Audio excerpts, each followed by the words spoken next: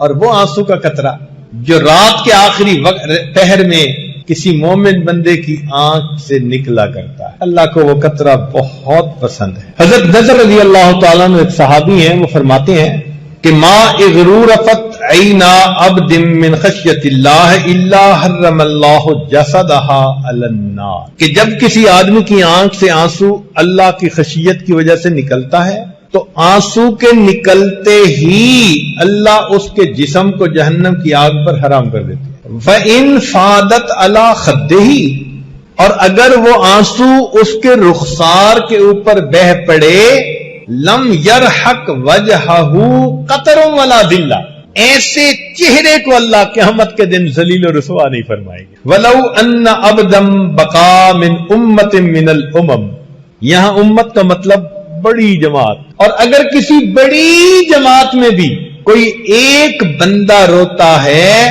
لَأَنْجَى اللَّهُ بِبُكَاءِ ذَلِكَ الْعَبْدِ تِلْكَ الْأُمَّةَ مِنَ النَّارِ، اس ایک بندے کے رونے کی وجہ سے اللہ پوری جماعت سے جہنم کی آگ کو حرام فرما دیتے۔ یا اللہ سبحان، آپ کتنے قدردان ہیں کہ اگر پوری جماعت میں ایک بندہ ایسا روتا ہے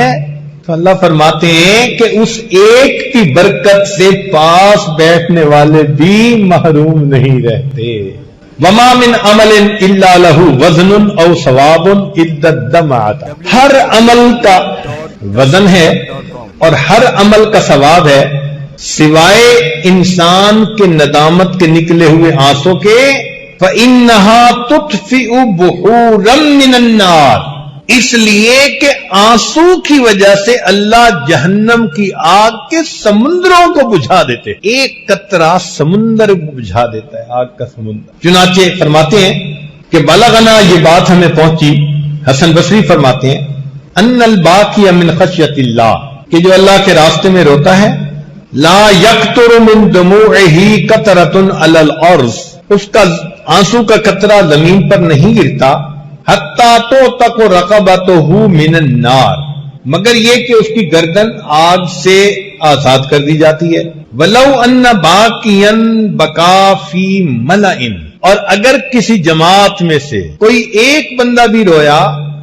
ملأ من الملأ لرحموا جمیعا ببکائہ، اللہ اس ایک کے رونے کی وجہ سے سب کے اوپر رحم فرما دیتا ہے۔ وَلَيْسَ شَيْءٌ إِلَّا لَهُ وَزْنٌ إِلَّا الْبُكَاءُ فَإِنَّهُ لَا يُوزَنُ، سبحان اللہ، اور ہر چیز کا وزن ہوتا ہے سوائے گناہگار کے آنسوؤں کے، کہ میزان کے اندر ان آنسوؤں کے وزن کو تولا ہی نہیں جا سکتا۔ چنانچہ جبریل علیہ السلام فرماتے ہیں ہم بندے کے ہر عمل کو تولتے ہیں سوائے گناہگار کے آنسوؤں کے، کہ ان کو ہم میزان کے اندر تول ہی نہیں سکتے، اتنے میزان میں بھاری ہوتے ہیں۔ سوشل میڈیا پر سب سے قدیم اور سب سے ریلائبل برانڈ درسقرآن.com